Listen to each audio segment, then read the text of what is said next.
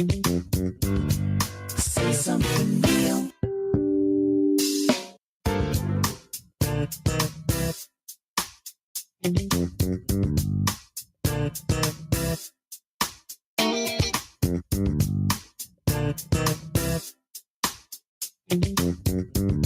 Say something real.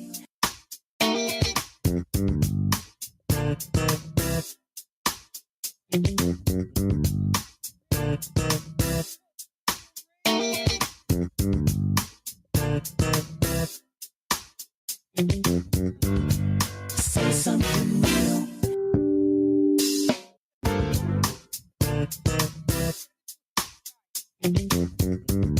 Say something real.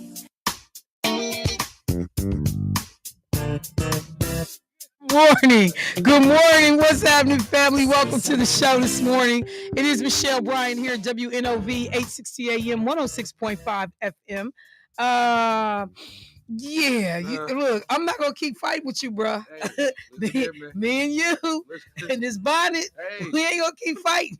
I'm telling you right now. There you go. I'm tired. I'm not trying to. How's the tired? I'm not gonna keep fighting with you. No. And this hairpiece. What's up, Carvey? How you doing this morning? Hey, good morning, Michelle. Look, the young ones got to be the leaders. The young ones coming here like they ready for work. What up, Shelby? The young ones coming here though, like they ready. I'm not gonna keep fighting with you, bro. Listen, I'm not gonna keep fighting. Let me explain something to you though. See what happens is it's only like this in the wintertime. No, here we go. Because in the summertime, then when you get up and take that shower, you still warm. Yes, I understand. So then, then when you smell good and look good, you feel good. Right, I got you. All of that. I got you. But today, I got in the shower and it was shivering me timbers. So I decided to keep some warm. That's why you got to do what the old people do. You take in the winter, you take your shower at night. You wash up in the morning so you don't have all your pores open and exposed walking out into that air. That's how the old people, that's what my mom and them used to do. See, I ain't old. I'm just saying, but hey, it's stuff that old people used to do that makes sense though. No, old people. Okay, yeah, I'm gonna be careful. Shower at night, bathe at night, get your deep soak on, whatever. In the morning, you just gotta touch up.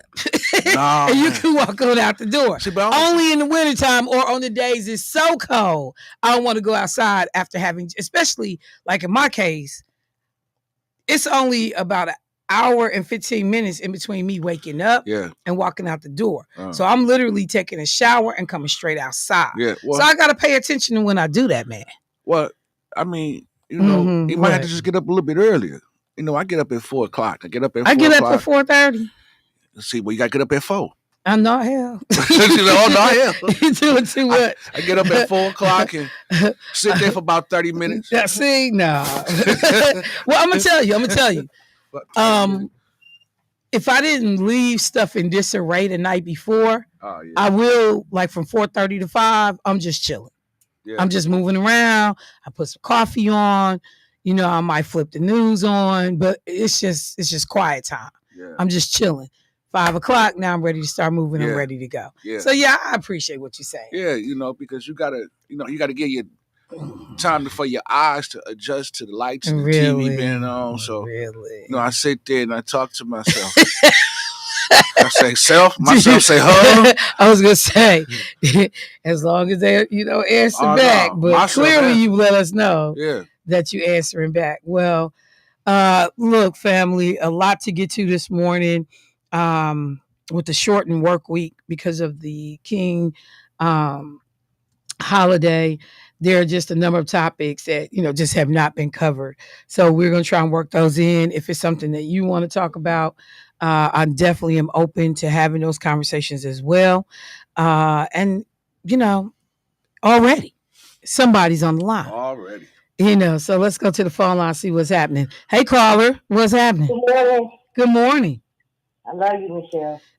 Good morning, Solis. Love you back, sis. The oven made me miss Gigi yesterday getting on Jermaine. I missed that. Wait, hold on. You didn't tell me you love me. I love you, Jermaine. You know I'm your weather from Cuba. Hey, that's my friend right there. Hey, all right, friend. Yeah, you over there clowning because it was a GG from America over here getting on you. About Michelle, not Michelle, Michelle. She belongs to us. Okay, yeah. We love all y'all though. But anyway, Michelle, I sent you a very important text message at 5 this morning. I really need the help in that area. Okay, I'll look at my phone. I haven't seen it. Yeah, please do, because I'm going to have a very important meeting with a very important lady who's satellite this morning. Okay. Yeah. I will definitely check for it. Oh, one more thing. I heard yesterday that Trump was told it was no money from the richest man in the world. I'm like, okay, he's starting to get embarrassed on the world stage. Just for that, Musk told him it wasn't no money, and somebody said, well, you know what to do. I don't know. But anyway, because I be hearing stuff in the middle of the night on my TV. And oh, yeah, I know what you're talking about. You're talking about the AI. I'll talk about that. That's on my list. Okay. Okay, I got to get, and I do my 2-hour thing before I go out in the weather. Look, I understand. Yeah. All right. Thank you, Solis. Appreciate you. Solis said, hey. I love her. Hey. Don't mess with me. I love her. I love her. Don't mess with Shell. Baby, come on. See? There you go. You didn't appreciate that? I appreciate that. But I love her, though. She called every day. And, and I always credit Keon. Nice. Because she was a caller. Yeah. And one day Keon was like, we're going to have lunch with Solis. I said, we are. Yeah. He was like, we are. And ever since. And we went to her house. I love her. I think we brought food. I think we brought sandwiches or something. Yeah. And sat down and ate. But yeah, Keon said, we're going to have lunch with Solis. I can't remember how it all unfolded, but yeah. All right, family. So look, a number of things to get into. Let me start here. I got another caller? Oh, let's go. Hey, caller, what's happening? Chihuahua, Senorita Michelle Bryant. me and some of my family members decided to vote for Donald Trump instead of Senorita Kamala Harris. Now we got the hiding line neighbors' basements almost for 40 years. We're scared to come out. What happened to us? Probably was so stupid. See. You in the basement. You got good reception in the basement. You're hiding out in the tunnel, huh? Me and Carlos. Find some place to hide besides under a rock because you wanted to vote for Donald Trump. Well, I'm going to tell you. Chihuahua. Good morning, Michelle Bryant. You know what? I cannot with y'all grown ass people. Y'all the silliest people ever, man. Silliest people. Good morning, bro. That's hilarious. And good morning, Bert Jermaine. Good morning, there, sir. That cat is young genius. That's Jay Tizzle. I couldn't help it, Michelle. You ain't know it's JT. Jay Tizzle, what up, baby? I couldn't help myself. The devil made me do it. Okay? You can help yourself. You can help yourself. Y'all ridiculous, man. But it's true. And look, you ain't gonna get no argument. And I apologize to my Latino brothers and sisters out there, but y'all know y'all walking around looking like a deer calling somebody's headlights right now. Yeah, it's rough, bro. He said they can go up in the churches and the schools. Yeah, you been there. Thank you, Jesus. Come here. And the hospitals. Oh, yeah. The hospitals. Every place that had been ruled off limits because of decorum, you can go up in there now. Wow. Yeah, Donald Trump don't have no respect. No respect. Wow. I just wanted to call in and get the show going this morning, and thank you for accepting my call. Everybody have a good day. All right, thank you so much. You know, is that another caller? Yeah, another caller. You on fire? You know what? You on fire? That's because everybody's silly this morning. Don't be so anybody try to hype somebody. You on fire? I ain't saying that, but hello. Ain't nobody on fire. You on fire. See, that's what you tell the people who ain't got no real show, no real skills. You're on fire. You're killing it, bud. Let me go to the phone line. Hey, caller, what's happening? Yes, thank you for taking my call and great Friday to you and the WM. Yes, yes. Michelle, I wanted to know, did you hear that the young, um, one of the young women, I think her name is, she got fired for Elon Musk doing the high. Oh yeah, but and your phone is going in and out, so it's hard to hear you. But you're talking about the CBS 58 reporter who got let go. I mean, a weather person who got let go. What? Yeah. Yep. No, I'm gonna talk about it. A number of people hit me up about it, and I'm gonna mention it. I think it's a little bit more that people should probably think about with it, because a lot of people were outraged when they saw it. So yes, ma'am, I'm gonna hit that this morning. In fact, I'll go ahead and hit it right away. All right, thank you. All right, thank you. All right, so just so people are like, wait, what's happening? What's going on? There was a weather reporter by the name of Sam Kuffel, or Kufel, not sure how to say it because I'm not familiar with her, but her name is Sam. And she was fired by CBS 58 radio station because she, on her personal social media account, made reference to Elon Musk doing the Nazi looking, salute as a part of the inaugural events. And so over on another radio station, a guy by the name of Dan, I won't go into all his last name and everything, but he accused her in her post that she did on Instagram of, quote, spreading the lie that Elon Musk was giving a Nazi salute. And he labeled her post vulgar. So, people all start getting involved, and one thing leads to another. And then this 31-year-old weather reporter finds out that she is being terminated. She's been with CBS 58, according to the news story in the Journal Sentinel, for about 5 years, or a little over 5 years. And she's out of Wausau. She had worked in Wausau before coming here, graduated from UW Milwaukee back in 2016, and she's out of a job this morning. Now, one of the things when people first hear it, like, oh, you got fired for talking about Elon Musk on your personal social media account. And then some folks, said the ADL, the Anti-Defamation League, came out, which is an anti-Semitism, watch agency. They came out, and it's more than watch, but they pay attention to all the stuff that they think may be anti-Semitic. And so the ADL came out and said that what Elon Musk did not necessarily rise to a Nazi salute, and that they just said it was an awkward gesture. And I want people to understand that the ADL is going to tread very lightly because they need Donald Trump to continue to support Israel. So things that the ADL would have typically called out, they're going to be real slow. Because the ADL will call somebody anti-Semitic in a heartbeat. In a damn heartbeat, you can be labeled as being against Jews with the ADL.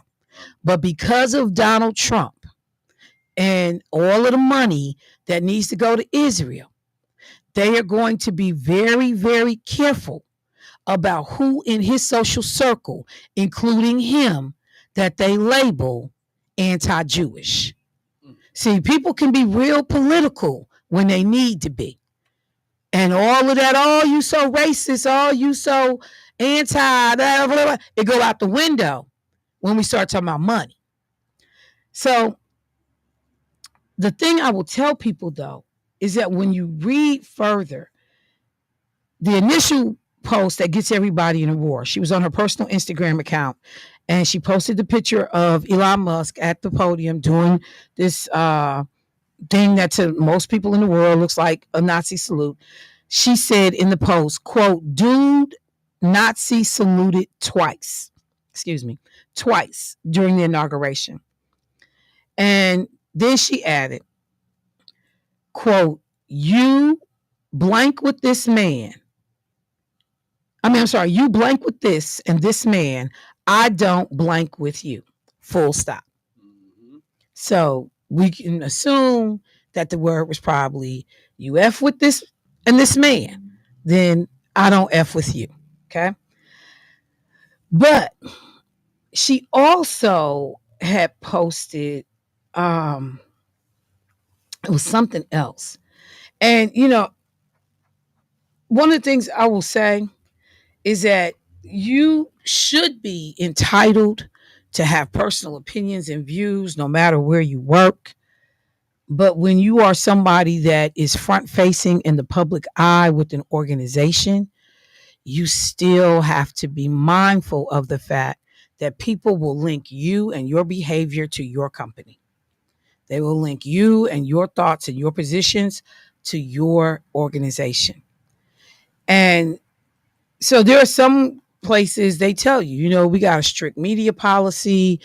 We ask that you not do X, Y, and Z. And again, you give up a degree of your rights. Now, I'm not saying CBS 58 has anything like that in place. I don't know. But I do know that if I am an on-air media personality, I probably am going to pay attention to what I say. I understand the heat of passion, the moment. Everybody was outraged for the most part when they saw it, including the ADL. They can stop lying. But there were things that working in Lena's office, even on my personal time, I still had to be mindful about what I was saying and doing when she was the state senator. It comes with the territory, y'all. And while we can be outraged that, you lose your job for thinking and saying what millions of Americans thought, it's a different ball game depending on where you work and who you work for. You want to say something? Yeah, I just want to ask, is that a thin line between violation of freedom of speech and the constitutional right? Yes and no. And I mean, because like I said, whether we like it or not, you get associated with a product or a brand.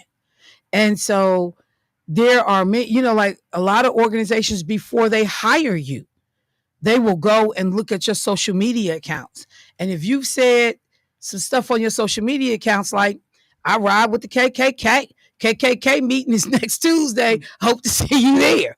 It's organizations like, I can't put you on TV because, now it's not going to be about the weather. It's going to be about you and your affiliations and your positions. So this is strictly business. Could she have been talked to? Could she, could they have dealt with it differently? Did she have to be fired immediately and right away? I don't know. But the one thing I will say is most of these organizations are running scared. And so anything that potentially ruffles Donald Trump, pisses off Elon Musk, people going to break their neck trying to accommodate, bend over backwards, kiss the ring, do whatever they got to do to stay out of the crosshairs of these two men. And, so Jesse Garcia and the folks over at CBS 58, they made the decisions they felt like they needed to make. But I will just tell people, and I'm going to tell you this for listeners, depending on the company and organizations you are with, you need to pay attention to what just happened. You need to pay attention to, because people are afraid. Now, I'm going to say whatever I want to. Sure, I know that's right. But I understand the inherent risk and costs that come with that I can be asked at any day to pack up and go home. That it can cost me getting a contract, a consulting gig, or a job. Like now that I'm in that period where I haven't been in this period for a long time, in which I got to go find a job now, like my full-time job. And I have to laugh because there are jobs that I would have been able to apply for before. Just, hey, apply. I can't apply for those jobs now because of my political stances, because of what's on record on YouTube, Facebook, or anybody that goes back and listens to my show, that could prohibit me from being hired someplace. So I chuckle now that my First Amendment rights that I have exercised and the things that I've done in the course of work can be problematic in terms of me getting certain jobs. Did you want to say something else, Jeff? Yeah, I was going to say, but did she say anything wrong? She didn't. say anything wrong because that's what happened. That's what he did. Well, while he has most done, definitely won the salute. Well, look. So while he has not said I didn't do that, he's had, I think they said 10 social media posts. He's never said I didn't do that. But he kind of alluded to, like, y'all being ridiculous. Some people tried to say he has autism. And so that was his awkward way of expressing his love for America. And they blamed it on his autism, which is all like, go on with that. Yeah. Because you did that 3 times, you know what you're doing. Yeah.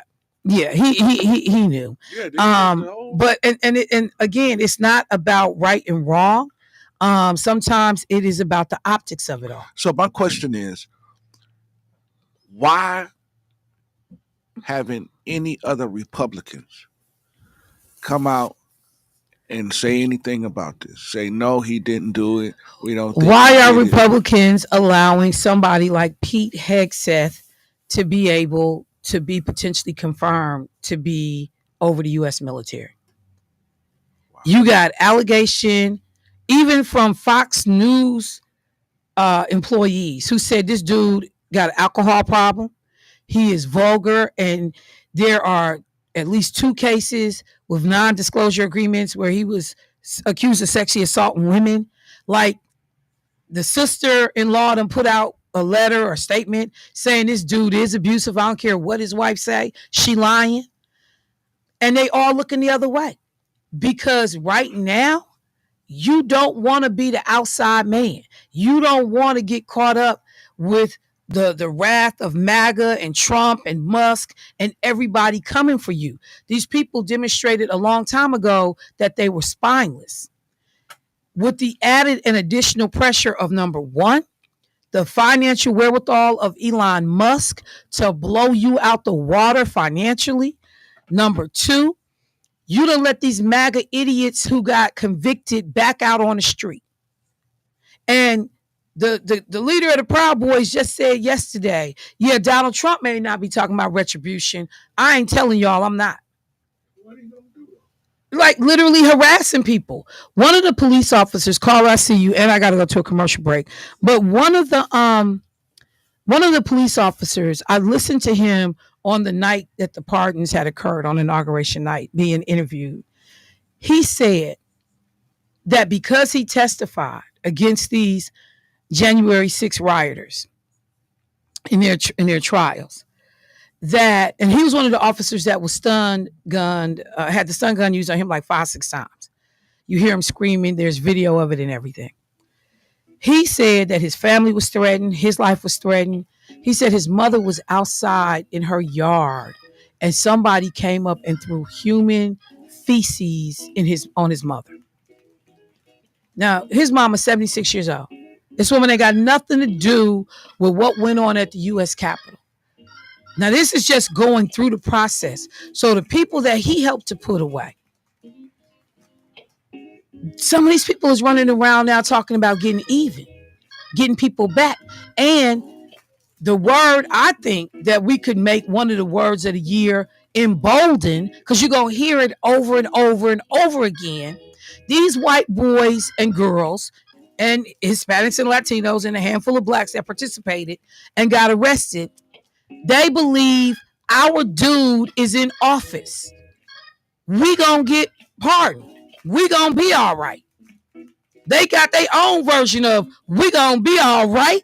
We gonna get away with it. The KKK down in Kentucky passing out flyers on the street telling immigrants you better get out of here. And got that KKK logo crap on the flyers. That's how emboldened people are. Folks calling for Derek Chauvin, the man who put his knee on George Floyd's neck for 8 minutes and 49 seconds, or 8 minutes and 46 seconds. They asking for a pardon for him. The 2 DC officers who lied when they supposedly got after this motorist because he was on a moped and they said he didn't have a helmet on. They chased this boy till he ends up in a crash and he dies, and he's dying in the street. They turn their body cams off. They restage the scene and they lie on this boy. They end up being found out. They get convicted. Donald Trump just pardoned them and overturned their convictions. They gonna be all right. I gotta take a break. I'll be right back.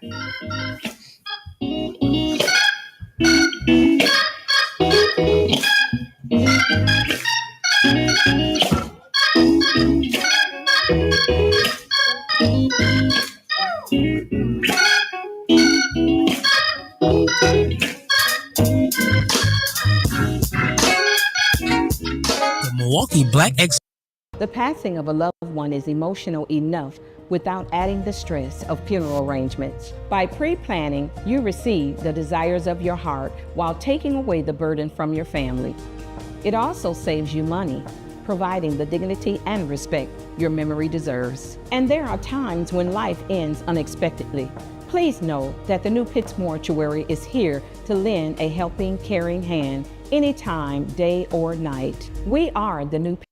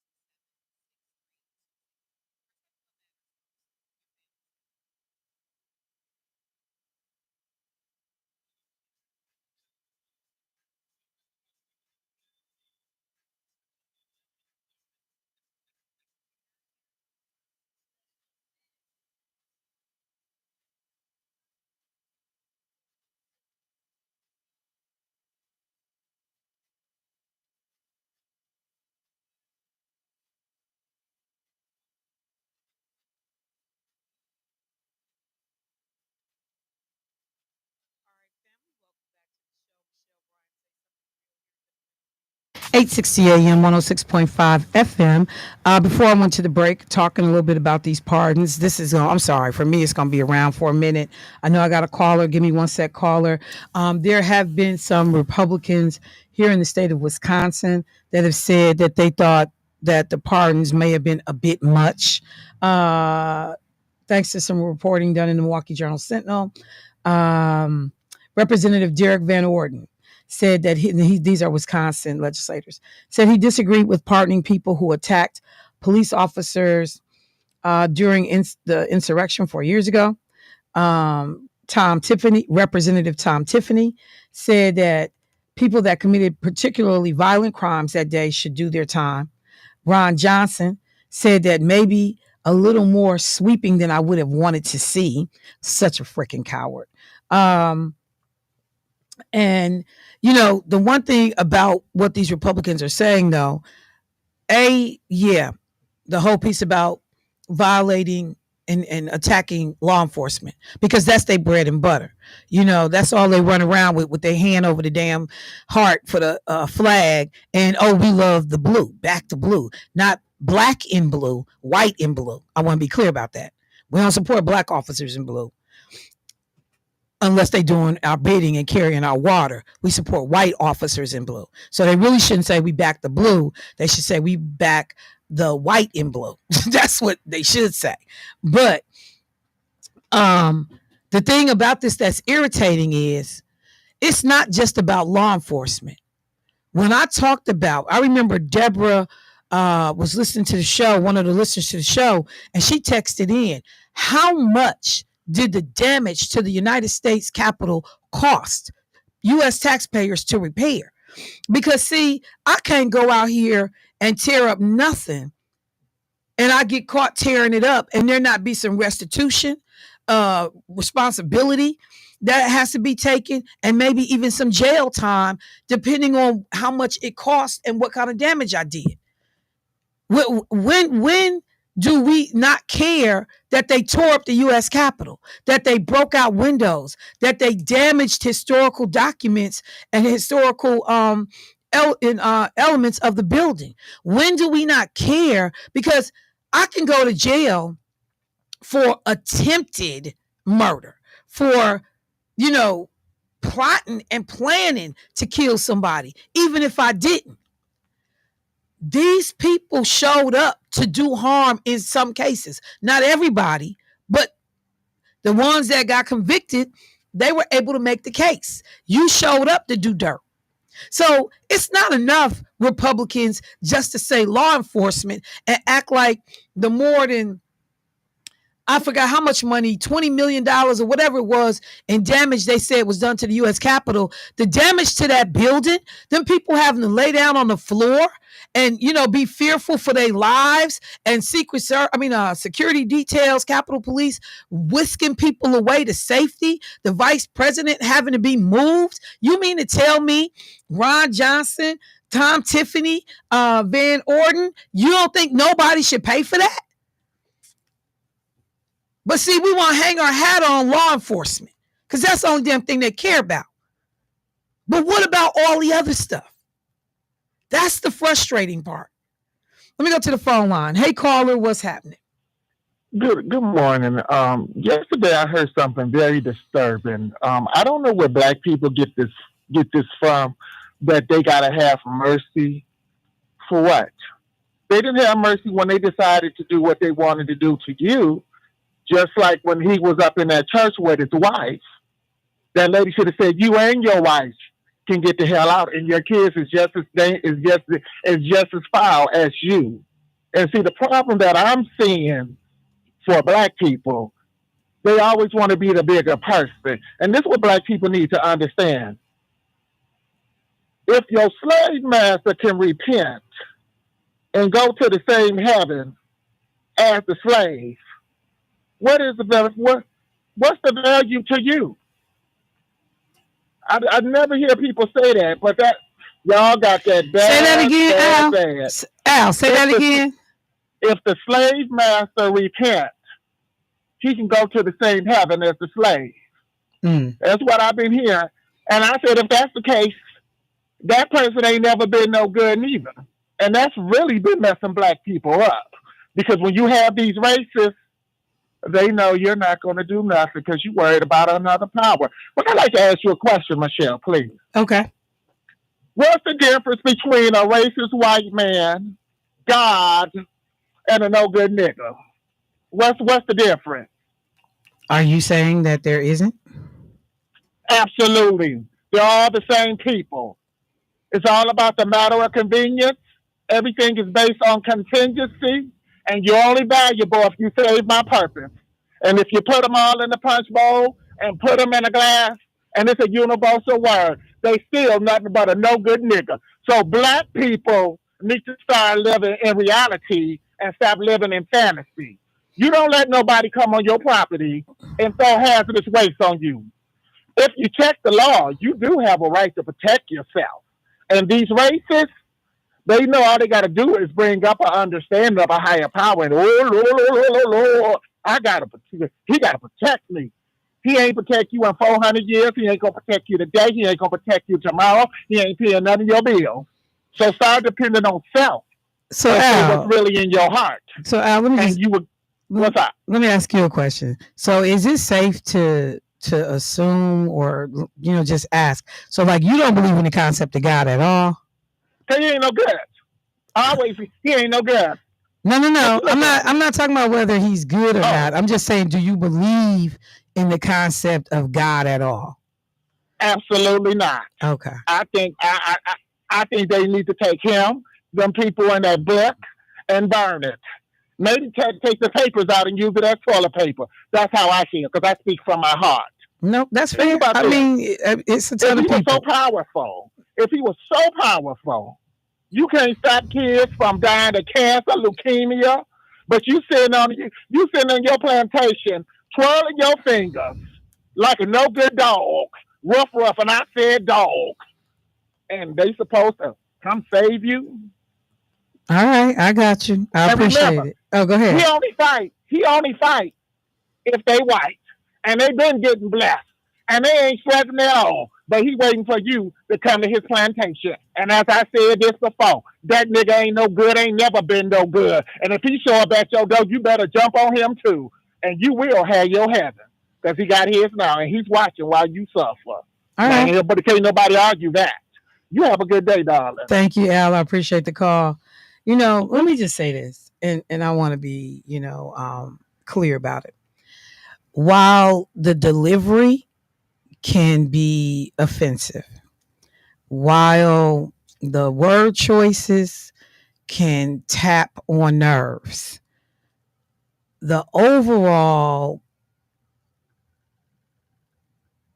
commentary, belief is shared by other people. There are people that struggle with faith and religion. They struggle with the concept of God. And I'm saying that as somebody who struggles with the concept of religion and God as we know it. The people that listen to me over the years, this is not new. Al and I don't have the same delivery, the same raw approach to talking about it. But I just want people to understand, and people are welcome to call in. You're welcome to challenge. You're welcome to push back. But Ronald Reagan's son got a whole commercial that's old now, but it still come on. For those of you who are not afraid of burning in hell, join us, the folks, who basically got a problem with religion, who got a problem with this idea, this belief in God. So it's not like it's not out there, that there are not many people, or that there are people that share that position. Jermaine, you look like you're struggling. You want to say something?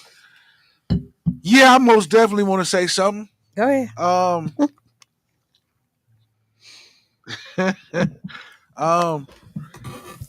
Everybody has their opinion, and which is respected. But my question is, you was created some way, somehow. Now, I know a lot of people say science, we came from monkeys and this and this and that. So my first question to that is, if we came from apes and monkeys, what year or when did the monkeys have a meeting and say, you know what? No more humans. We gonna stay apes and monkeys. We ain't gonna transition no more. When did that happen? If that was the case. I don't think that when you think about the theory of evolution, that it's about, them deciding we're going to become extinct and allow something else to happen. Who decided it? If that's where we came from. People say that conditions create the evolution. So I'm just saying that there are tons of theories about evolution. But you gotta be willing to acknowledge that there are people the same way it is incredulous for some people to say, so you telling me we started as animals and then ultimately we evolved into what we see today, where you want other people to say, so this figure, because there will be people that will say, well, where did God come from? Who created God? How did he just show up on the scene? And then now I got these powers and I'm making everything happen. So like it's a stretch either way. See, but you got to look when at you're getting people to say, so you took a rib and made a woman and blah, blah, blah. Like you parted the whole ocean and the sea and people walking on water. See, but you know what? So but you asking people either way. I get it, but this is what I'm saying. To have a belief in something, right? That at this point, in some cases, cannot be proven. It can be proven because how can the Bible be proven? Well, easily. If you go over to where the Red Sea was departed, is still evidence right now of that happening in the earth. They found chariots, wheels at the bottom where the ocean was split. But that doesn't necessarily mean they found horses, skulls, and fossils. I mean, but we do that every day. From there, just like we found the first human remains, but they found footprints underneath the water again. Because just like right now, when you fly into Orlando, Florida, there is. When I went downtown to go see my son, when I went to Orlando, when my son lived in Orlando, I went to go visit him, and he and I are driving around in this area. I think it's downtown, and I see people out kind of like in this lake, and they on boats and just kayaking, having fun. No, not kayaking, but paddle boating and just having a good time. And my son said, that wasn't always a body of water. And I was like, what? He was like, no, because Orlando is sitting basically on water. We get, and I forgot the official name for it, but like some version of like a sinkhole that can fill up with water and the whole thing just go crazy. And so now what looks like a lake and look like it's this body of water that's always been sitting there. It wasn't always water. There are things all over this world that you can go in and say, that's not how that originally happened. When I was in Greece, we were looking at a body of water and they told us like, no, you see that mountain and that mountain, they used to be together. And then whatever happens in history and time, they break apart. And so now what looks like it's an ocean, a body of water that's been there forever, that wasn't originally there. So it's possible for there to be footprints underneath a body of water on the ground. It's possible. The water would have eroded every print that was there if it not was Not necessarily. I'm just telling you now. Okay. Because right now we still find artifacts and things underwater all the time. Depending on how those things were formed, it does not necessarily automatically equate to water will erode everything. Well, there's proof right now on top of the mountain where the fire struck that is burnt black right now from when that happened. It's still there right now. I can actually Google the name of that mountain when we go to break, and so you can pull it up and see it for yourself. Scientists can't explain it.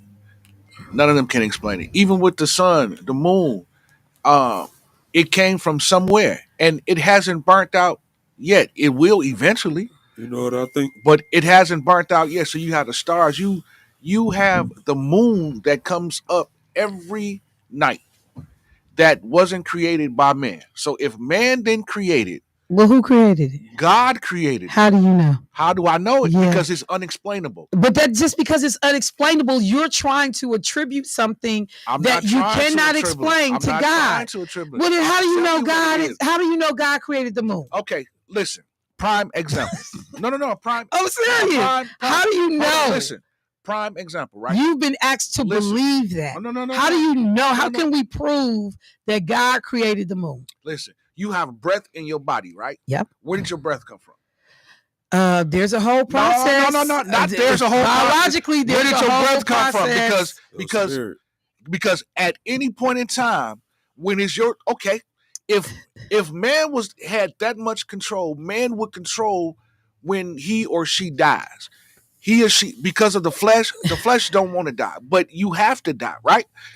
People don't want to leave this earth. They want to stay. So therefore, if man was in control and there was no God. But I'm still back to my question though. Where did your breath How come can you prove? Because you but you move from the moon it's the same to breath. thing. It's not. Because I'm tying it in. How can you prove that God created the moon? How can you prove that God created the sun? I'm just telling y'all, I'm not here to challenge nobody's faith, question your values, your beliefs. I'm just saying the same way you have decided that you choose to believe something, there are other people, right. I see you, Carver, here I come. There are other people who have decided that they don't believe it. And I'm not when knocking people that. say you wrong and somebody says, well, God created the moon, and somebody says, prove it, most often you can't prove it. You have to say, I believe that. Okay, so you can't prove it. Exactly. So let me ask you this: you was told when you was younger that was your mother. You can't prove that that's your mother. Yes, you can. No, how?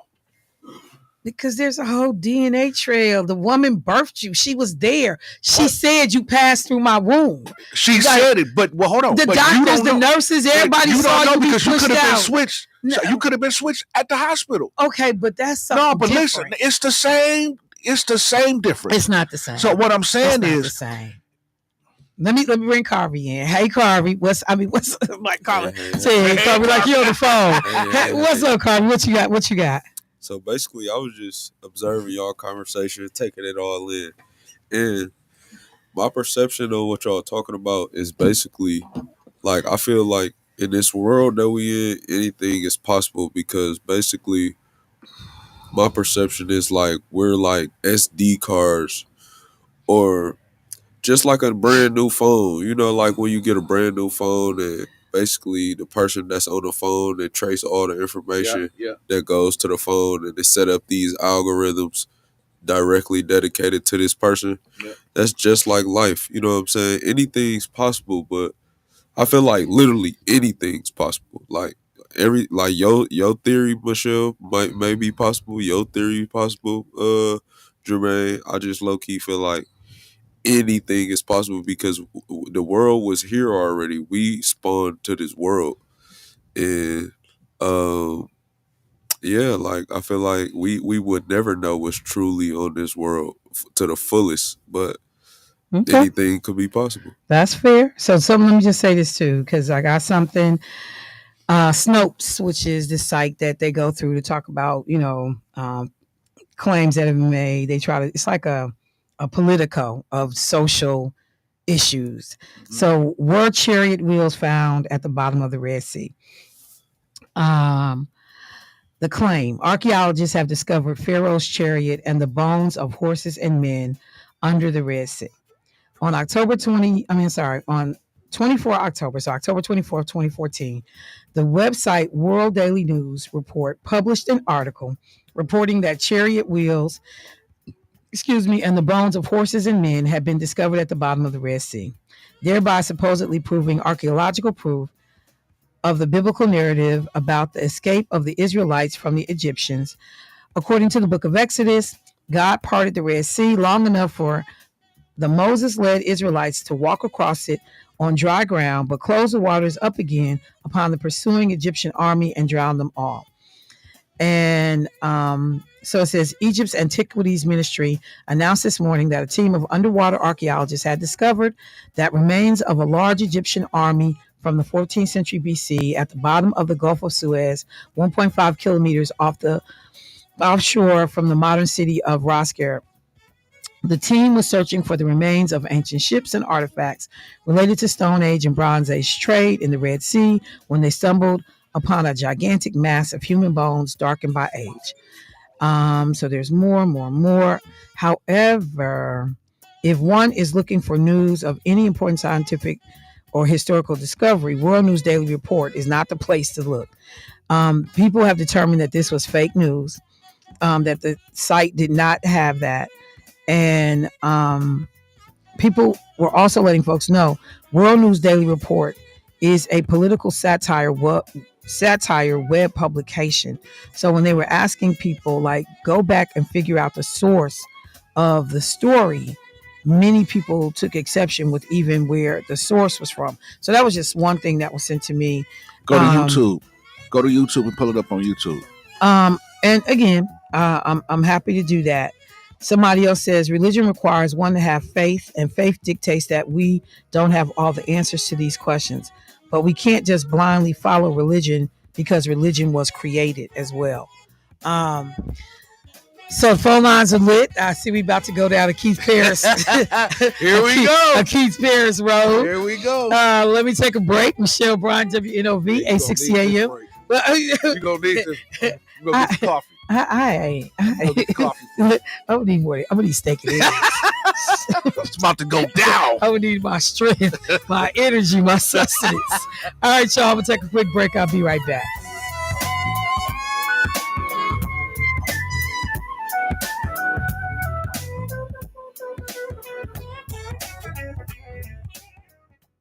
WNOV, the voice of the community, wants to give you a chance to win a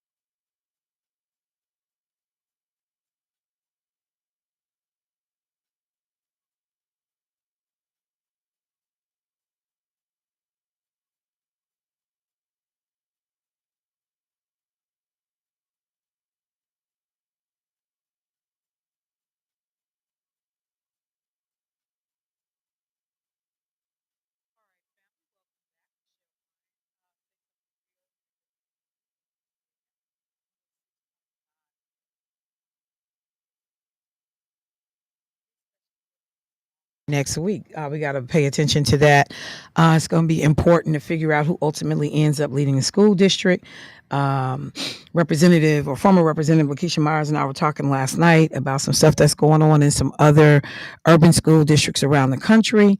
And the fact that the ground is fertile for Republicans to come in and take over school districts and to get control of, it's not just about textbooks. It's literally about everything connected to educating our children in some of these states. But we'll talk about that. So on the table, Al, one of the regular callers to the show, called in, had made some comments about, whether or not there was a difference between, I don't know if he said a white man, God, and he used the N word. And he basically said, no. I asked the question, do you believe in God at all? The answer was no. And then Jermaine and I, because I just said, hey, we got people on both sides of this issue, all sides of it, quite frankly. So the phone lines are lit. So I'm going to get folks in, getting text messages as well. So let me go to the phone. Hey, caller, what's happening? Good morning, Ms. Bryant. Good morning, Christopher. Hey, Doc. Assalamualaikum to you all. Yes, sir. You were talking about water. Water in science is called the universal solvent. Water is an acid, but it has to do with time and pressure. And that is what contributes to the erosion or the non-erosion of a substance or whatnot. But when you're talking about footprints or things like that in an area where supposedly this event took place, you have to understand that when it comes to scripture, some scripture is allegorical and some is decisive. Allegorical means that you have to utilize your imagination to suffice for an explanation of it. Decisive, you don't understand what decisive means. It's to the point, it's clear, and it can be called inarguable. And I had a conversation one day when I was waiting for court many moons ago with a guy. I think he was an agnostic or whatever the hell he was calling himself. But he kept trying to convince me that God wasn't real. So, and I said to him, if your health became compromised immediately, who in the world would you call on other than the ambulance or a doctor? And if the doctor could not bring you back to a place that you would be satisfied concerning your life, then who would you call on? Most people who have a problem with Allah, God, are people who have been hurt by other people. Maybe somebody was raped by another man while they were a child or something like that, molested, and by somebody who's supposedly represented God. And that probably has led to them being full of hate and disdain for the creator. But anyone that is a human being that is not self-created, and biology is science, and science confirms the existence of God Allah. It is only those people who are of a scientific mind that are satanic who separate science and God, and they make that distinction for their own vain purposes. But they know that they are not self-created. And I would say to the homosexual brother is if he contracted a clinical disease, would he be able to get rid of it? Or where would he go to seek help? Because he would not be able to cure himself because he lacks the ability. And if you didn't create the things that exist in the world, you cannot take responsibility for its existence. And again, you're not self-created. So how do you explain your existence? And with regard to the moon was once a part of the earth. That's why the Caucasian went there. And when he came back, he brought rocks that smelled of gunpowder. In the teachings of the Most Honorable Elijah Muhammad, we are taught how the moon got in its place. That there was an explosion. There was a black man who was God-minded, whereas he had the intelligence, not of God, but similar to. The book of Matthew says, ye are all gods, children of the Most High God. You, as a human being, have the ability to be God-like. The Caucasian shows you this all the time. He's trying to make it to Mars to seed the planet. and black people are running around looking for Black and Miles and pork chops. Think about that. All right, thank you, Christopher. The one thing I will say is, like, to be clear, we have had Black scientists, and everybody knows that, for years. I wouldn't characterize, because I mean, you gotta be careful even in how you phrase stuff like that, because it sounds like, that Black people overall are non-serious people. But when you look at many of the scientific advancements of, years past and even currently, Black people are at the forefront of these experiments, this research, this work. Now, the way we show up can be very, very very different, because many of us don't have financial resources. We are working usually under other auspices and other agencies. So other people get credit for the work that we do. But everything from the modern day cell phone to so many inventions, Black people are right there at the forefront. So no, you don't get to the moon without Black people. You don't. Whether it's in the research or the data collection or the work that's done around it. You don't get to the moon without us. There's nothing that you get to do and we're not somewhere foundationally a part of it. So we got to be careful when we say, and that we basically got our head in the sand while white folks trying to figure out all of the most relevant things of our day, and also appreciate, particularly in this country, the push to not make those avenues open to people of color. Yeah. So I do agree with that.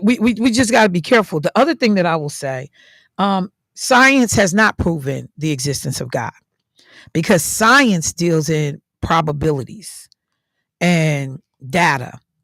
When you start talking about God, you don't get probabilities and data. So I do want to offer up that no, science has not been able to prove the existence of God. In fact, the two things are in direct competition, because a belief in God asks you for a lot of it to step out on faith and belief, as opposed to, nope, I can actually go stand on the corner of 35th and Capitol. I can touch the light post. I can touch the people. That's something that I directly can do. Oftentimes, religion requires that you have faith, that you believe in things that you have not seen, but that you understand, you feel, you believe, but you can't tangibly touch it. Faith is not something that you can tangibly touch. It is something that, for so many people, it's a feeling, it's unexplained. It's and this is not my lane, so I don't even like being here, but I just know that science has not proven the existence of God. In relationship to what Christopher said about how the moon is created, there are a number of theories about how the moon was created. The one that's most accepted is the one that Christopher talked about. The moon was created when a Mars-sized object called Theia collided with the Earth, flinging debris into space that eventually formed the moon. This theory is called the giant impact hypothesis. Occurred billions of years ago when the solar system was still forming. There are other theories: the fission theory, the moon broke away from the Earth; the capture theory, the moon formed elsewhere in the solar system and was captured by Earth's gravity; the co-formation theory, the Earth and the moon formed from the same proplanetary disk; merger of two planets, and accretion. So there have been people, to the question that I posed to Jermaine, or the question that Jermaine posed to me, that have actually tried to tackle this, and they've looked at it from a scientific standpoint as well as a religious standpoint. So let me go to the phone line. The lines are hot. Now you can say, "Oh, you on fire." I told you was on fire. And it ain't me. That's because it was faith. No, it was faith, because I didn't see it. It was faith. I knew it was coming. I had faith in it. Hey, caller, what's happening? Good morning. Good morning. All right, in this news of wonderful world of 2025, I'm going to try and do this with as much love as possible. You, inside of you, are the same processes going on continuously for 3 billion years. That is how you get energy to each cell in your body. And your body structures come from can be traced back to 250, 300 million years old. And your womb can be traced back maybe almost that far to the dinosaurs. And all of this does not mean you can call any of your parents apes. Right. You come from your mom and your dad and all the way back 3,000, 5,000 generations. None of them were apes. Right. Okay? Right. But the processes you have inside your body can be looked at in an ape 98% of the time. Same processes. Now, here's the question I've got for you. All right? All this life. All right? Mm-hmm. And why did God just show up 15,000 years ago? Say it one more time. Why did God just show up 15,000 years ago? Why didn't he show up 200 million years ago? God is always. Why didn't he show up 150 million years ago? Why didn't he show up 1,000,000 years ago? When the earth was created, when the world was created, he was there. So he was the one that formed everything. Okay, wait a minute now. Wait. You just asked the question. So, and then he left? No, he was always there. He's always been present. He's never left. He's always been present. Where? You can't see him. You can't see him. You can't see him. It's the same way that you got breath in your body. You can't see the breath that's in your body, but it's there. Now I'll tell you something. There is a teapot that is circling around the sun, and this teapot has been there for 4 billion years, as long as the solar system has been there. Well, how you know? This teapot cannot be seen. How you know though? Does what I believe in this teapot? No, but how do you know that it's there? This teapot exists. But how do you know that it exists? I mean, you haven't seen it. Me, and the teapot wrote me a book 15,000 years ago. The teapot wrote you a book. Yeah. No, stop it, man. You haven't seen it. You don't know it's there, but you believe it's there, right? Right. That's the thing. That's the difference between science and religion. Come on, man. Go ahead. Because if you prove it, now wait a minute. I only have a few minutes here. All right. I did ask you a question, and that was probably a mistake. Yeah, I can tell you the truth, bro. Yeah, okay. Yeah, it was a mistake because I ain't going to agree with what you said. Let me finish, Jermaine. Go ahead and finish your point, right? bro. Yeah, please. Okay. The thing of it is, if you now the evolution is a theory, now, and that does not mean it's a guess. Okay, that means every little teensy bit of evidence we have in biology creates a theory called evolution. Now, if at any time tomorrow, if you find a little break in that theory, all right, that theory is garbage. You can do this. And if you do that tomorrow, if you disprove evolution tomorrow, you get $10 million in a Nobel Prize. You get it. It's given to you because you proved it. But you have to go to school. You have to go get a doctorate. You have to do graduate school. You have to write papers. You have to do work. It's like music. It's like anything. You just can't jump on a piano. Why not? You have to spend time with it. You have to bleed into it. I jumped on it. Sweat into it. I just jumped on it. You have to hear and create what's in your mind, and you have to teach your fingers to do it. That's not true. You cannot just play piano That's not true. out of your womb. That's not true. Okay, right. Because it's called a gift. You can have a gift in you without having a lesson. That's happened to me. All right, hang on, because we got other callers on the line. I know, and I want to make sure I'm getting right to it. Go if ahead. you can prove there's a God, you get a Nobel Prize tomorrow, $10 million. You gonna give it to me? If you can prove any connection I know. I'm saying, if he gonna give me the Nobel Prize? real world, no, the Nobel Prize can the belief world. All right. All right. Look, bro, let me get to the next caller. I appreciate it. No, I mean, look, we can there are some valid questions being put out there on all sides. Like, number one, if you look at the solar system, okay, our solar system is more than 4 billion years old, according to what science has said. One of the questions that was coming up in that exchange: when is the first appearance of God in relationship to man? To man actually being able to talk about that they've seen, been exposed to, they have heard about God. That goes back anywhere between 45,000 and 200,000 years ago, when we can first see documentation of it. Before then, if people had those interactions, there's no documentation, there's no writings, carvings, sculptures, artwork, artifacts that people can find to show that man had this belief in God, that God is now a part of their existence. Now, does that mean he was never there, or she was never there, as Keith says and creates a controversy, and just never revealed themselves in that way to man? Don't know. But phone lines are full.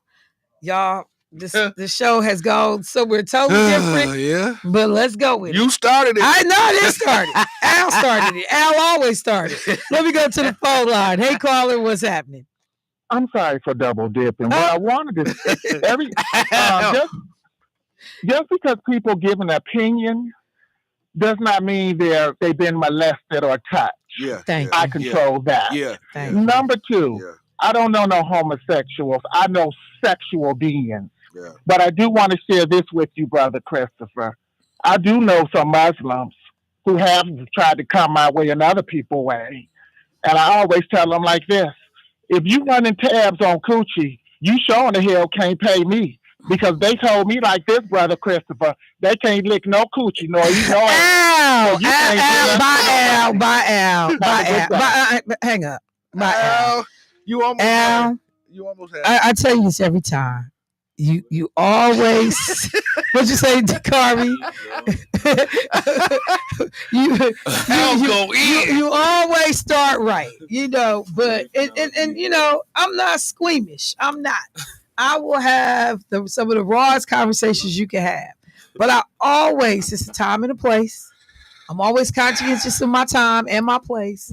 And when you start talking about the acts, like, come on, bro. But I do have to say this. I do agree with Al. Yeah, you ain't got to be molested. Just because you have an opinion like that, that don't mean that you was molested and things like that. So, that we want to be mindful, man. We don't want to take shots at people and anything like that, and that's not cool. But however, Al, you did start this, and I don't rock with you with half of the stuff you say, but that right there to what you just said, and I do rock with you when I stand side by side with you with that. All right, got another call. It's going down. We're ready to go home. Hey, caller, what's happening? Good morning. I'm double dipping again. I forgot to say good morning to Carvey. Oh, He's so quiet. Yeah. But what I wanted to say, Michelle, you started out yesterday morning saying that you didn't want to indulge in too much of the first 48 hours of our new president, old new president. And, hey, that face came through for you. I guess it did, huh? Thanks, Solis. Yeah, it did. Totally different. All right, thank you, Solis. But it's gonna be supposed that we gonna need some guy, or it ain't no guy, depending on who you talking to right now. Let me go to the phone line. Hey, caller, what's happening? Hey, Michelle. Hey. What's this calling in all sexy? Like, I mean, bruh. For real, this your morning voice? But anyway, right. Don't try to run from it. Hey, Michelle. Like, who sound like that at 8 o'clock in the morning? Who you talking to, Michelle? Don't worry, I know who I'm talking to. Oh, yeah, okay. You get one of my text messages, but anyway. So, like I said, though, I be thinking about what a lot of the people said. Me, myself, personally, I feel like we was indoctrinated to believe in God myself, because if a person sit back and think, so you tell me that there was somebody out there just floating and never existed, man, because we don't know what was here before the earth was created. And one day they said, well, I'm going to create the heavens and the earth and blah, blah, all that stuff that come with it. And then what was the whole purpose of creating humanity for? Because if this person is almighty and this, that, and the other, as they say, what's the purpose? What was we made for? And then they come along with the angels and this. Well, if you created angelical beings, what was the purpose of creating human beings? So my whole thing is like, I don't know. You know what I'm saying? I was indoctrinated to believe in it, but when I logically think about it, I just don't believe that that's the existence that happened with us. So can I ask you something? So, all right, D, thank you, bro. Go ahead. Go ahead. I just want to ask you a real quick question. Don't try to hang up on me, Michelle. She's trying to get you up out of here. Nobody trying to hang up on you. You know I don't have no problem hanging up on you. Go ahead. No, but quick question. Do you believe that you was created by God? I believe in a creator, but I don't believe. Because, if you think about it, the word God was given to us. We don't know what type of language was spoken then, That's just like I tell people that believe in Christianity. The Christianity they do over here in America is not the Christianity they do over there in the Middle East, where it was actually originating at. Like, they got Orthodox Christians. We came up with all this. Like, if you look at Baptists, Protestants, all that. Yeah, all that's man-made. Right. That's all man-made. However, in reality, we was never called to be Christians, though. We was called to be disciples. The people that followed Jesus when he walked the earth, they was disciples. And discipleship is just like when I was gang banging. And when I was under the Six and under Hoover, it was gangster disciples. And the disciples we followed behind every waking call that Larry Hoover put out. So if he called for a meeting, the disciples all came together and we had meetings at Washington Park. No, I'm from here. I'm from here, but we traveled like that up here. But we traveled back and forth to Chicago with the P Stones and the BDs and all of them. So when they had meetings and things like that, we was a part of it because we was part of his disciples until I woke up and realized that I'm serving a man. So everything that we would do, that we would say on King Hoover, on King David. So but you know what, though, bro? I'm gonna keep it real with you.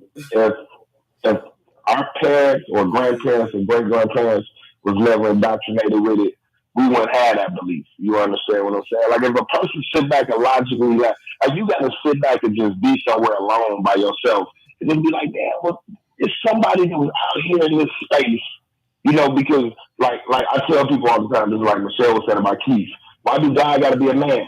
Why do y'all put he, our father, him, ain't he good? You know what I'm saying? Like, I'm a male. But that's what people do.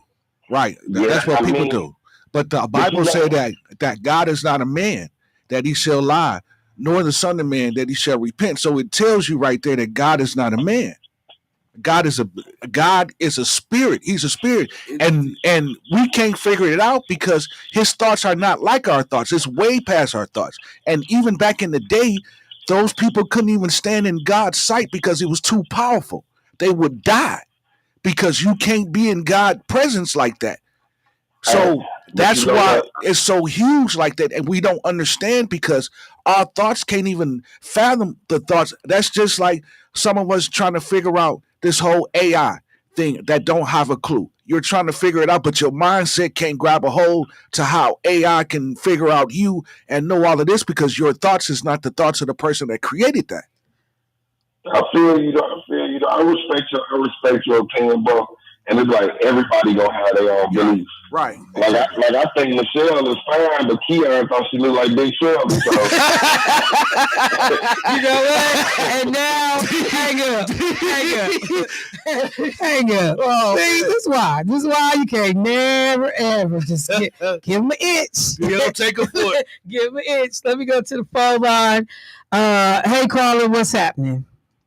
Hey, Michelle, this is your boy Yusuf down the race. What's going on, Rev? How you doing today? I'm doing all right. So since y'all talking about God, I had to come and chime in. Come on now. Right. So clearly the Bible says faith is the substance of things for the evidence of things not seen. And so, if you look at it from a realistic perspective, this world was created, right? So everything we do, everything you look at, everything you see, somebody created. And so there are many, the complex about God is, multifaceted. There are philosophical arguments, theological and scientific. Each of them presents its own arguments and counter arguments. But the most important thing is the search often hinges on the individual's beliefs, experiences, and interpretations of both the universe and human existence. So this argument could go on until the end of time. Yeah. It's up to an individual to choose to believe that there is a God. Yeah. For me, I rather die believing that there is a God than to die not believing. Yeah. You guys have a wonderful day. All right. Thank you, bro. Appreciate it. And again, I think, and I like what he said, that we know that there's truth in that this will be a debate, discussion, some say an argument that will go on as long as people exist, this will happen. So, we're going to just leave it there. We're going to leave it there. Yeah, leave it there. Yeah, I'm just saying, leave it at the altar. Leave it there, Doc. Don't you pick that thing up no more. Let me take a break. So much to get to. I got 10 minutes left in the show now, 20 minutes. Because it's Thursday. And y'all know I end early on Thursday. All right. I'll be right back, y'all. Lord have mercy. Al started it.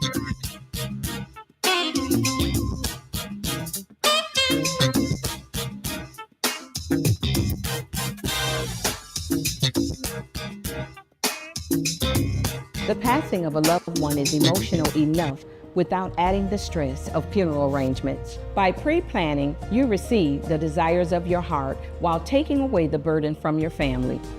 It also saves you money, providing the dignity and respect your memory deserves. And there are times when life ends unexpectedly. Please know that the New Pitts Mortuary is here to lend a helping, caring hand anytime, day or night. We are the New Pitts Mortuary.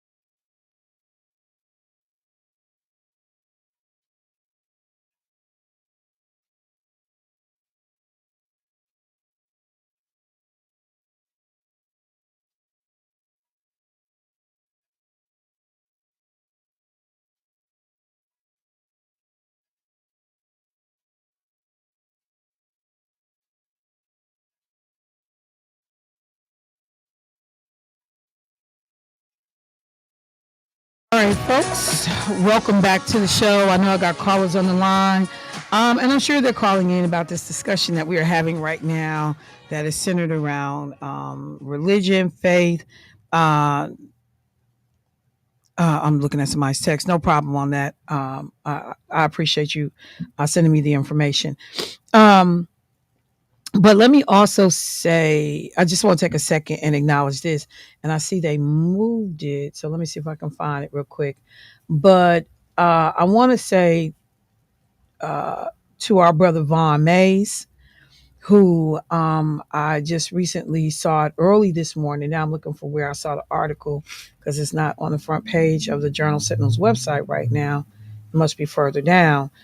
Vaughn Mays is good, y'all, in terms of the charges that they had against him and trying to, have this brother incarcerated, blaming him for certain things that went on in connection to the uprising after the Seville Smith murder, and saying that he had, originally Vaughn was looking at 7 counts.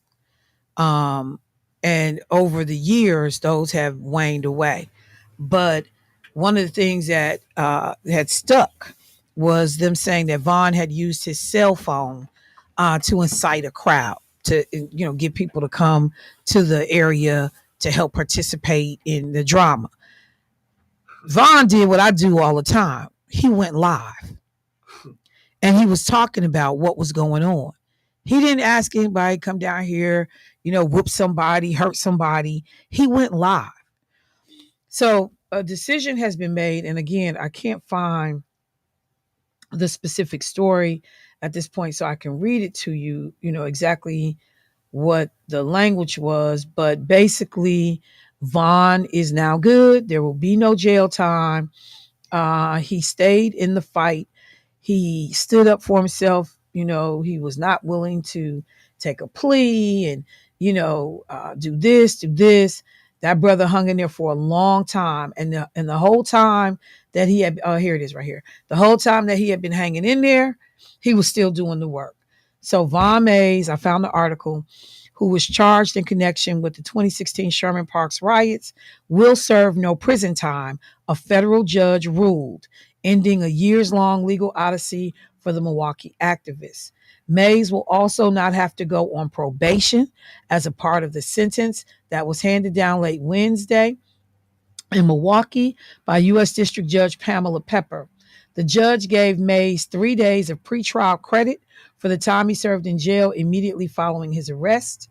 Mays, who was 37, took to Facebook on Wednesday night to laud the decision. He said, quote, "They tried it, but no weapon formed against me has prospered." He posted in part, "I stood tall, didn't compromise myself, and the rest was destined." A federal complaint. Hold on. A federal complaint accused Mays and others of planning to firebomb the Milwaukee Police Department's District 7 police station during civil unrest that unfolded following the fatal police shooting of a 23-year-old black man, Seville Smith. Smith's death touched off days of violent unrest as rioters and protests denounced decades of systematic problems, including racism, segregation, and poverty. Mays was indicted on 7 counts in 2018. The firebombing at the police station ultimately did not happen. Mays pleaded guilty in October to a count of breaking a federal law of using a facility of interstate commerce, that was the cell phone, to organize, promote, encourage, participate in, or carry on a riot. Court records show prosecutors agreed to dismiss a superseding indictment at sentencing. The court did the right thing in this case. His lawyer, Robert G. LaBelle of Milwaukee, said afterward, "It's the right outcome. This was a very long, arduous journey, and he held up while continuing to do his work for the community," the attorney had also stated. So I just want to say, I know that brother got to be walking a little bit lighter this morning, because even though he stood up for himself, I had done nothing wrong, this was a hell of a thing to have hanging over you for almost, this like 9 years. This is almost 9 years. Thank you. Forget you. This is almost like 9 years that Vaughn has been dealing with this. And so, again, there was no way I was going to do a show this morning and not mention that this was over for this brother. I am happy for this brother. I'm happy for our community because his work has spoke for itself. You know, so I just wanted to make sure I said that. Let me go to the phone line. Hey, caller, what's happening? Hello? Okay, no problem. The pastor said it the best. The guy from Racine, he's a pastor. Yes. That's exactly what I was going to say when I was going to come on. I'd rather die believing and not believing. Like you said, everybody's got their choice. And like you said, that's something that's going to be debated to the end of time. Jermaine said it the best, I think, too, when he said that God said, my ways are not your ways, my thoughts are not your thoughts. Sure. And so I guess this is a point I wanted to make. If you read the Bible and study the Bible, all of us ain't going to make it. Yeah. That's depending on your belief. Okay? If you were there when Jesus was actually walking on the earth and people saw him doing all these miracles and wonders, and they still walked away. Yeah. Yeah. One of the things that I have an issue with, the church is declining across every denomination. It's the great fall away. And some of the hierarchy try and blame it on us. What are you doing? What are you not doing that you can't pull people in? And I just tell them this, that Jesus couldn't get everybody. I'm just a man. So I try my best. I'm never going to give up on trying to get people to believe in the faith and bring them to God or Jesus. But at the end of the day, like you said, Michelle, everybody's got their choice. And everybody's got their belief system. When you think with your human mind, who would ever believe that the Red Sea got parted? Mm-hmm. With your human mind, you can think, no, nobody can walk on water. Mm-hmm. With your human mind, you can't feed 5,000 people with 2 fish and 5 loaves of bread. Yeah. And so that's why it's faith and belief. And so again, everybody can choose to do what they want to do, but I'm like that pastor. Yes. I'm going to go to my grave believing in Jesus Christ and my Lord and Savior, God. That's what I'm going to believe. Because nobody's going to be able to explain, how did the moon get there? How did the sun get there? How did we get there? Right. Nobody will ever be able to explain that. Yeah. Nobody. And this was something that I get on some pastors about. When your congregants or your members come to you, don't lie to them. Tell them you don't know. Yeah. Don't make up stuff. Yeah. Be straight and honest with them. I don't know. Yeah. It's just your faith. It's just your belief, because that's what it's really about. That's why I wanted to leave. I could keep on going. You know, I said I wasn't going to do this no more because I get tired of arguing with people. But at the same time, that's my job to do that as a minister, is to believe, and I'm supposed to preach the word, and I'm supposed to go out there and try to recruit disciples. Yeah. At the end of the day, it's up to you what you want to do. But that's my job. I invited Al, and I told Al, Al, we're a small church. We're a loving church. You ain't never got to come back. Come back, come once or visit us. You don't want to stay, don't stay. But, you know, we keep it real simple. We help out the community, but you ain't gonna come in there. We jumping up and down, boom, boom, boom, and I don't get down like that. I just preach the word and let it go at that. Amen, and God bless y'all. All right, thank you. Comments are much appreciated. Got another caller on the line. Hey, caller, what's happening? Yes, it's me again. I wanted to tell Christopher I sure had a pork chop this morning. And I do smoke black and mama for $12. For real, Solis. Yeah. Bye, Solis. All right. She do smoke black and miles. All right. So let me do this. Because, it's a whole lot going on. Yeah, it's a lot. I will do this. Let me play the clip from Congresswoman Jasmine Crockett. Let me do that. Here we go. Yep. Okay, Ms. Crockett. So many of you know that I practice law, but some of you don't realize that I actually was a business major out of Rhodes College in Memphis, Tennessee. And the emphasis that I got in my business degree was on finance. And as I traveled the country campaigning this election cycle, one of the things that I talked about was this idea that in finance, we always promote this idea of diversity.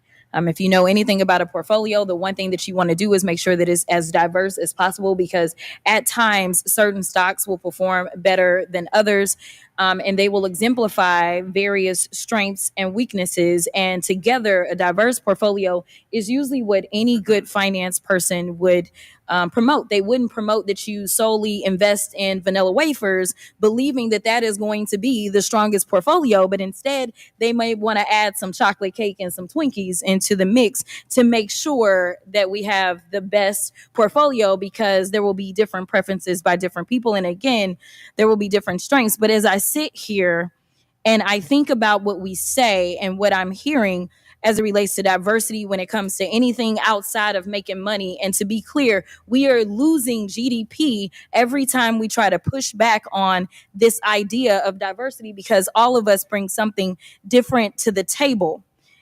But you consistently said over and over the word oppression, and every time that you said it, it was almost as if I was hearing nails on a chalkboard, because it seems like you don't understand the definition of oppression. And I'd ask you to just refer to Google to help you out.